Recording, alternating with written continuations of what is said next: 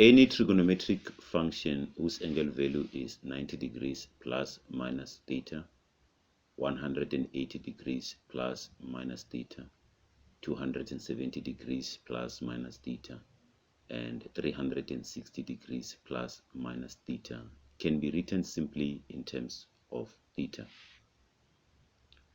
We call these angle values reduction formulas or reduction formulae.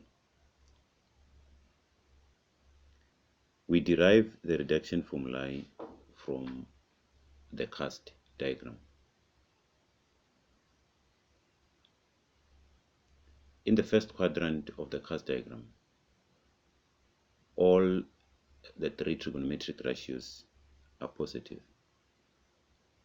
Sine is positive, cosine is positive, and tangent is positive because x, y, and r are positive in the first quadrant. You have the positive x-axis and you have the positive y-axis. Do you still remember how we defined trigonometric ratios using x, y, and r from the Cartesian plane? You can check part 1 of our trigonometric videos to refresh your memory. So in this first quadrant, deriving the trigonometric ratios using x, y, and r, all the three trigonometric ratios are positive simply because x, y, and r are positive. In the second quadrant, only sine is positive. Remember, sine is given by y over r. Y is positive in the second quadrant. R is always positive, so sine will be positive. But cosine and tangent will be negative because their ratios include the value of x, and x is negative in the second quadrant. Remember, we have positive x-axis and negative x-axis. So sine is the only function that is positive in the second quadrant. Cosine and tangent are negative. In the third quadrant, only tan is positive. Remember, tan is the ratio of y over r. So you have y over x. So tan is the ratio of y over x. Y is negative, x is negative. Negative divided by negative will be positive. So only tan is positive in the third quadrant. Sine is negative, cosine is negative. In the fourth quadrant, only cos is positive. Remember, cos is given by the adjacent over the hypotenuse, so it's given by x over r. The x-axis, this is the positive x-axis, r is always positive, so it will be x over r, which is positive.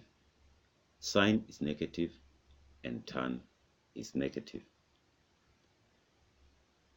Remember, we measure angles from the positive x-axis in an anti-clockwise direction, starting from 0 to 90, 180 degrees, 270 degrees, and 360 degrees. So at 0, we also have 360 degrees because this is a circle.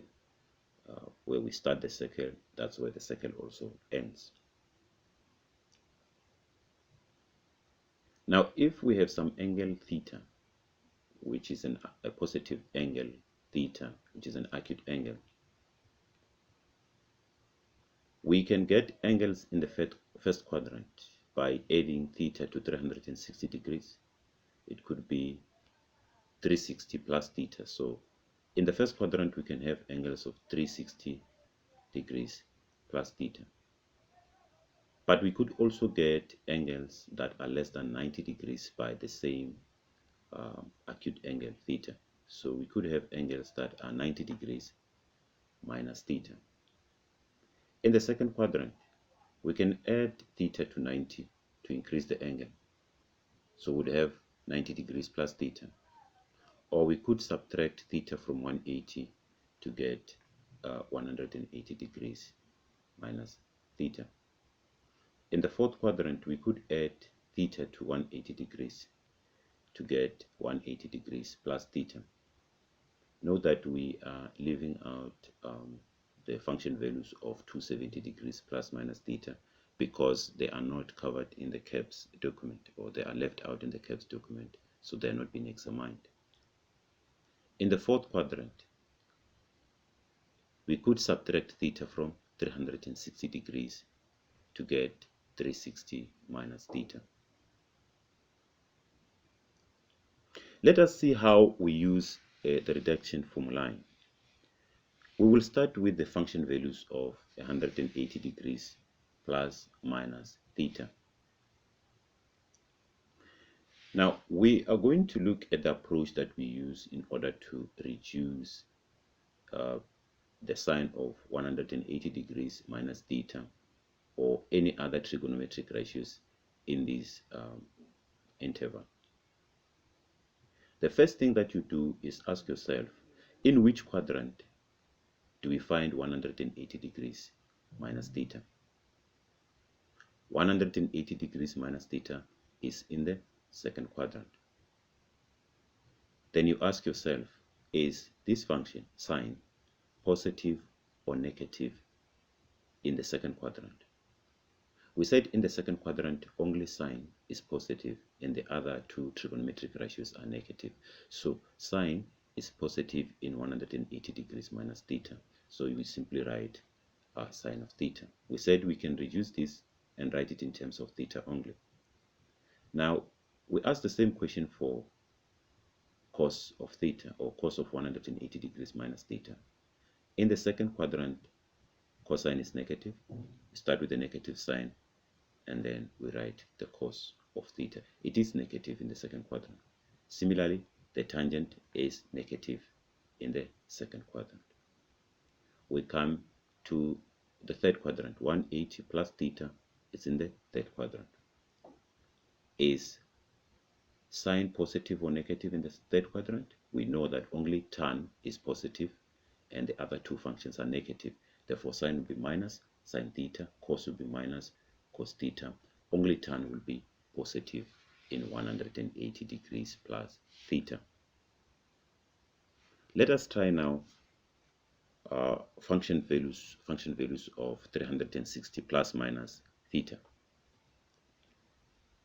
We use the same approach. We ask, is 360 degrees minus theta in which quadrant? Or in which quadrant do we find 360 degrees minus theta? This is in the fourth quadrant. Is sine positive or negative in the fourth quadrant? It is negative because only cosine is positive in the fourth quadrant. Therefore, we'll have minus sine of theta. In the fourth quadrant, cosine is positive. Therefore, we have cos theta, and tan is negative. Now, we ask ourselves, in which quadrant do we find 360 degrees plus theta? This is in the first quadrant. In the first quadrant, all the three trigonometric ratios are positive. Therefore, sine of 360 plus theta is simply the sine of theta, and then you have the cos of theta and the tan of theta. You must have noticed that for the function values of 180 degrees plus minus theta and 360 degrees plus minus theta, the trigonometric ratios did not change. Let us now look at function values of 90 degrees plus minus theta. For the KEBS syllabus, we use the 90 degrees plus minus theta for cosine and sine functions only. This is because for 90 degrees plus minus theta, the trigonometric functions change to their complementary functions, what we call core functions. Sine changes to cosine and cosine changes to sine. The cofunction of tan is a cotangent, which is not part of the grade 11 and grade 12 trigonometry. Now, to solve or to reduce these functions values of 90 degrees plus minus theta, we will follow the same approach. We will ask ourselves, in which quadrant is 90 degrees minus theta? This is in the first quadrant. In the first quadrant, is sine positive or negative? It is positive. But we know that because we are in the 90 degrees plus minus theta, sine must change to its cofunction, and the cofunction of sine is cosine. So we will have the cos of theta. Similarly, for 90 degrees minus theta for cosine, we will have positive sine theta. Now we ask again the same question. In which quadrant do we find 90 degrees plus theta? 90 degrees plus theta is in the second quadrant.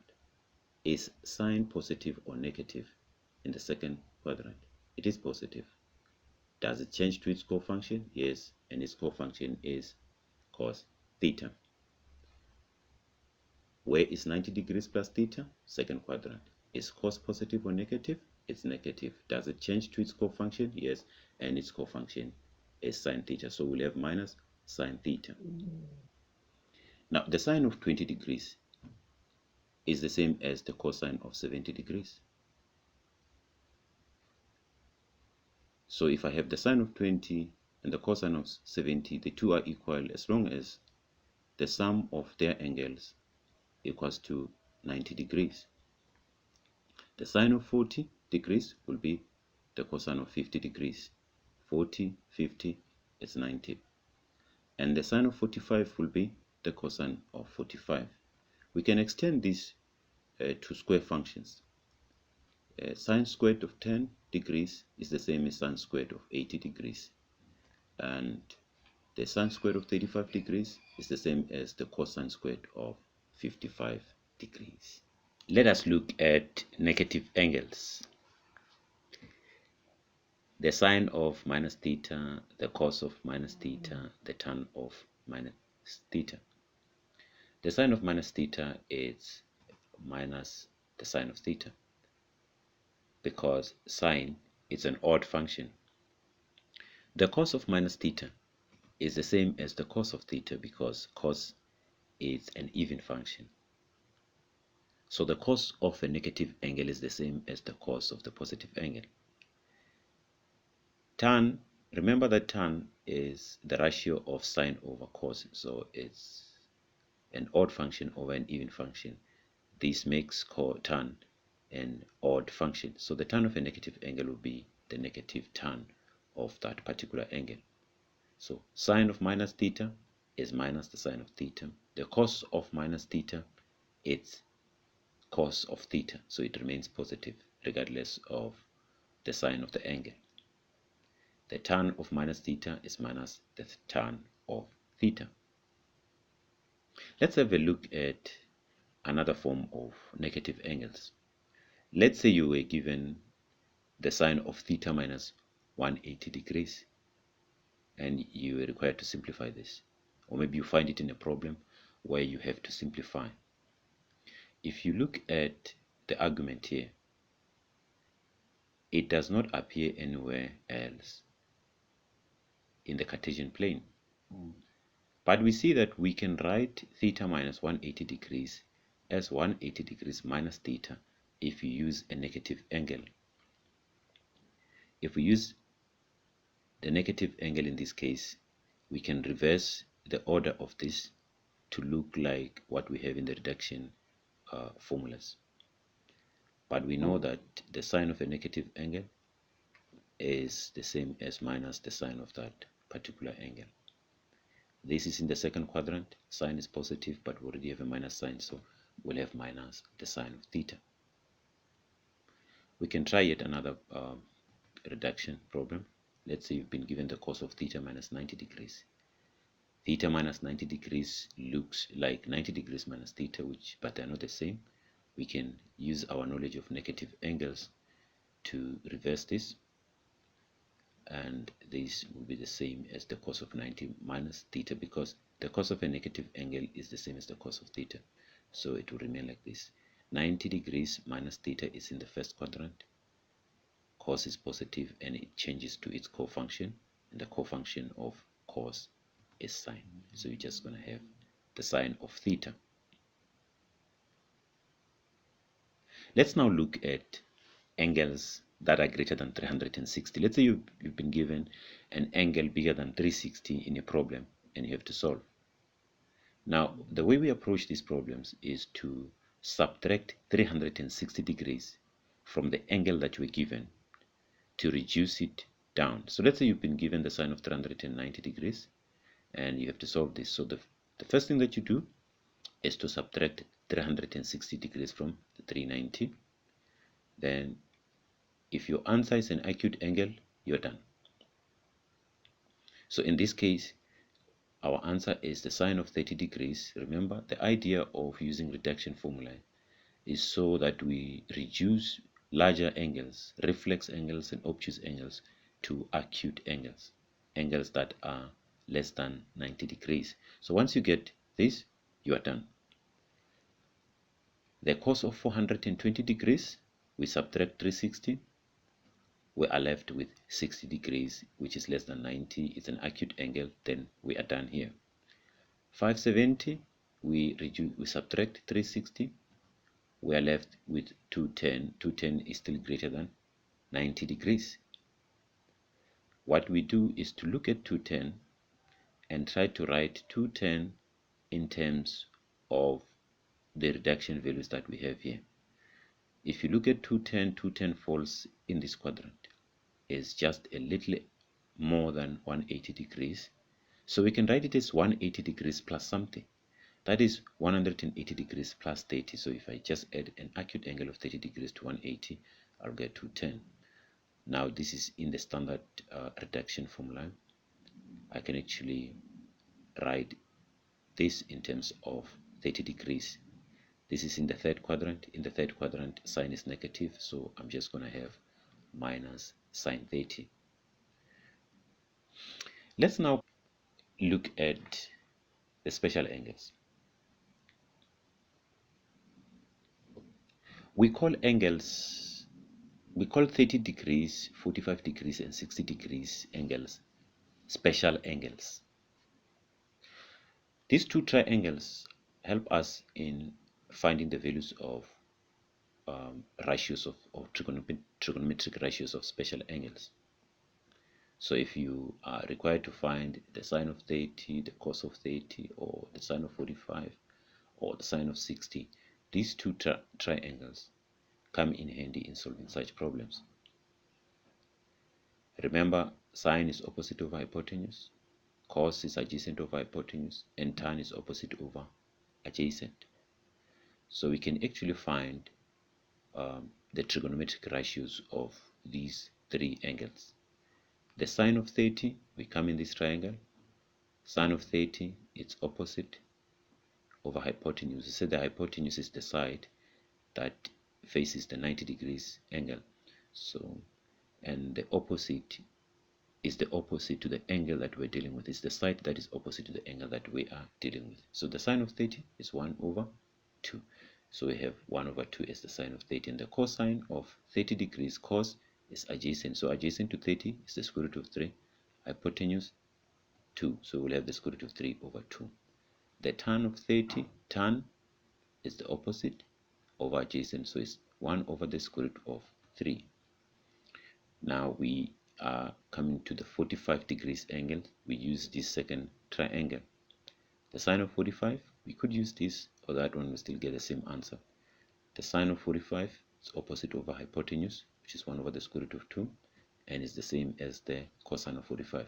Cos 45 is adjacent over hypotenuse, which is 1 over the square root of 2. The tan of 45 is opposite over adjacent, which is 1 over 1, is the same as 1. The sine of 60 degrees, we come back to this triangle. Sine of 60 is given by the opposite, so opposite to 60 degrees is the square root of 3. So it's opposite over hypotenuse, that would be the square root of 3 over 2. The sine of 60 is given by the adjacent over hypotenuse, which is 1 over 2. And the tan of 60 degrees is opposite over adjacent, which is the square root of 3 over 1, which is the same as the square root of 3.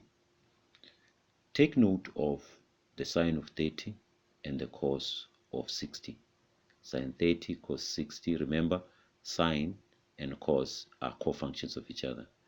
So if they have angles that add up to 90 degrees, they should be equal. The sine of 30, 30 plus 60 is 90. And the sine of 30 is equals to half. The cos of 60 equals to half. 45 plus 45 is 90 degrees. The sine of 45 degrees equals to the cos of 45 degrees. It's 1 over the square root of 2, 1 over the square root of 2. We are now ready to tackle a few exam type questions using the knowledge that we have accumulated up to this point. Now, in order to solve problems like this one, where you are required to simplify without using a calculator,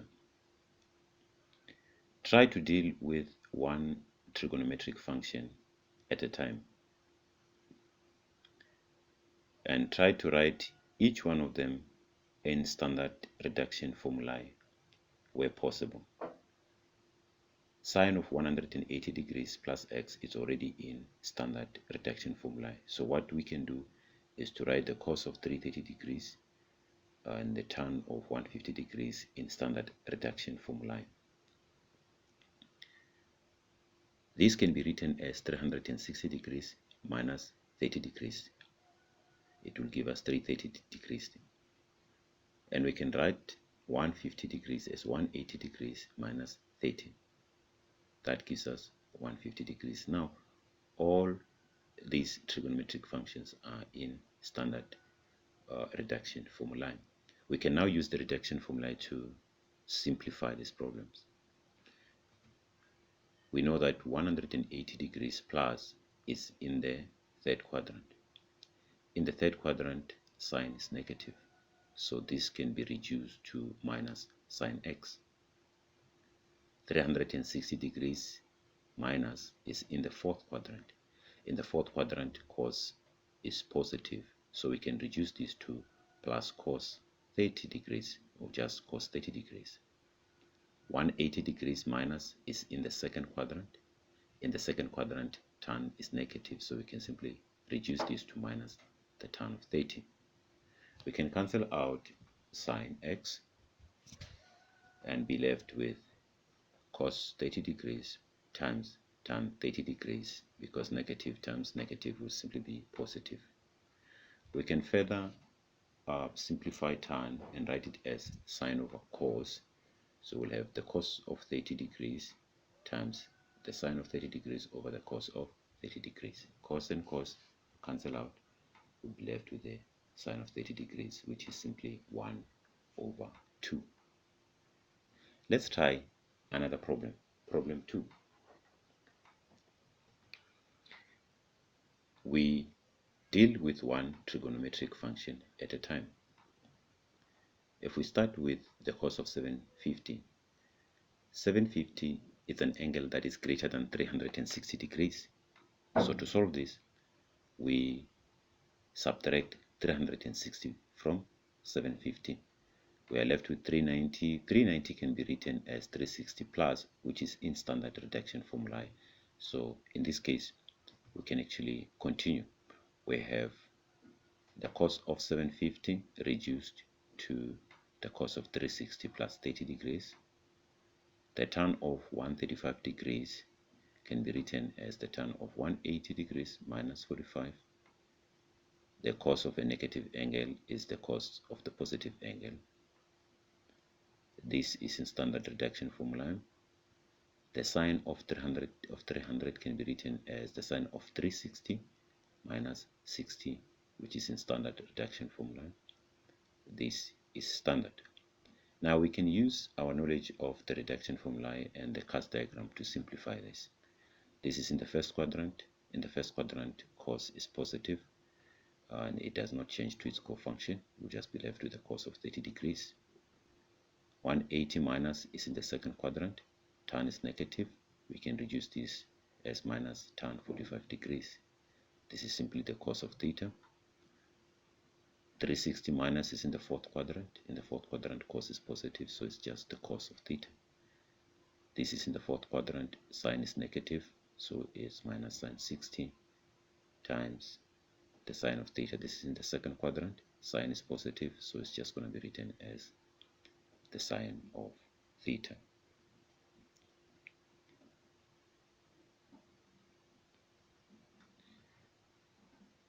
Now we can use special angles to further simplify this problem. We know that the cos of 30 degrees is the same as the square root of 3 over 2. The tan of 45 it's 1. We have a negative there, so it's just going to be minus 1. The sine of 60 degrees is the square root of 3 over 2. We have a negative sign, so it's just going to be minus the square root of 3 over 2. Now we can cancel out like terms. We can cancel out cos and cos, cancel out the square root of 3 over 2 and the square root of 3 over 2 to be left out with positive 1 over the sine of theta. Let's try the third problem. In this problem, we are still continuing simplifying without using a calculator.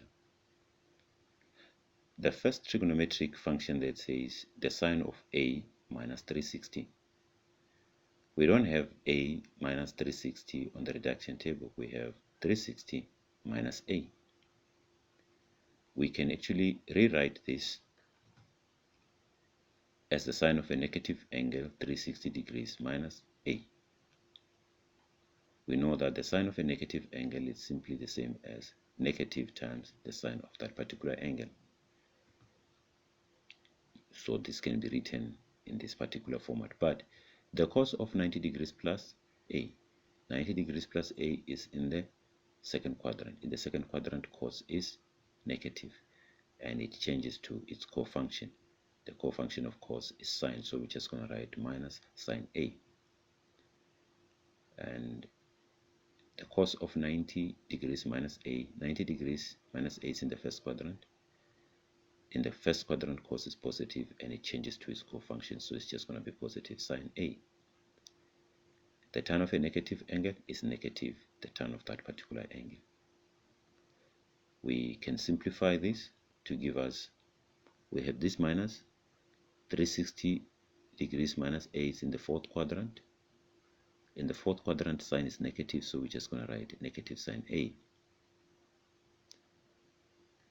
Now, we can go on. Negative times negative will be positive, so we just have positive sine a, and then we'll be left with minus sine of a into minus tan of a. We can cancel out sine a, and sine a, and be left with, we can write the tan of a as the sine of a over the cos of a, and then we can change the division sign into a multiplication sign by writing the multiplicative inverse of this. Sine and sine will cancel out, and we will be left out with the cos of a. Let's try the last problem. You would have noticed that in the previous problems that we solved, most of the numeric functions of cos, sine, and tangent are resolved to special angles. In this case, we have a problem where this does not resolve to special angles. Let's see how we deal with this. We said we deal with each trigonometric function at a time.